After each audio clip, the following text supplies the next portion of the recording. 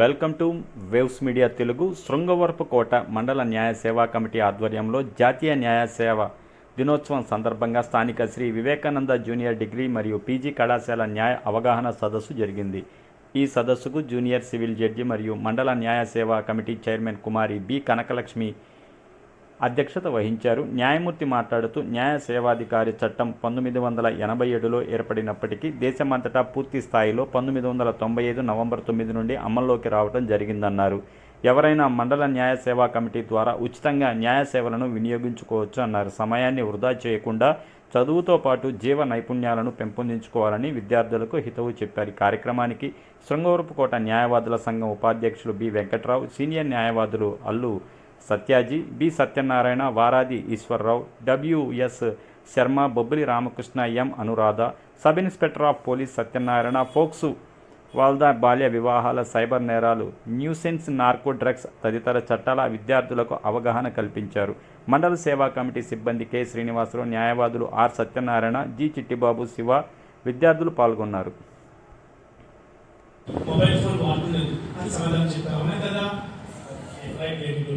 How many of you are having the Instagram account? Please raise your hands. Okay, how many of you are having the Facebook account? Great. Once come on, guys. Okay. Really, I appreciate you. Really appreciate you. ఈరోజు ఉదయం ఒక సంఘటన జరిగిందమ్మా. సరదాగా చెప్తాను. మీ ముందు ఒక live example చెప్తాను అన్నమాట. మా తమ్ముడు బయట నుండి వచ్చాడు. ఆయన సాఫ్ట్వేర్ ఇంజనీర్. మా ఊళ్ళో అంటే నేను మా పైన పోర్షన్లో పెంట్ హౌస్లో ఒక అబ్బాయి చదువుకుంటాడు. అబ్బాయి డిగ్రీ ఫైనల్ ఇయర్ అంటే ఇప్పుడు 5th సెమిస్టర్ అడిగి ఎగ్జామ్స్ అన్నమాట. మా తమ్ముడు అక్కడికి వచ్చి 2-3 సార్లు అదుపు రావడం జరిగింది. సరదాగా అతనితో ఉన్నాడు.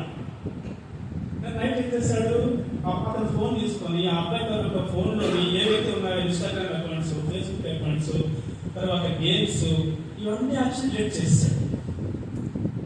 చెప్పాడు, know you're in the 5th semester, this is most crucial period for you.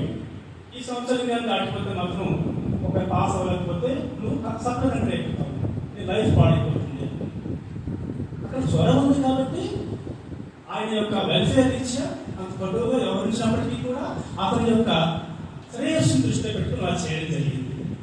నాకు ముందు గౌరవ మాజీ అధ్యక్షుడు బాగా అధ్యక్షుడు చెప్పారు కదా, మీకు చాలా వివరంగా చెప్పారు. ఆయన తండ్రి స్థానంలో ఉన్నట్టుగా కూతుర్ల యొక్క భవిష్యత్తు ఎలా ఉండాలి, ఎక్కడ జరుగుతున్న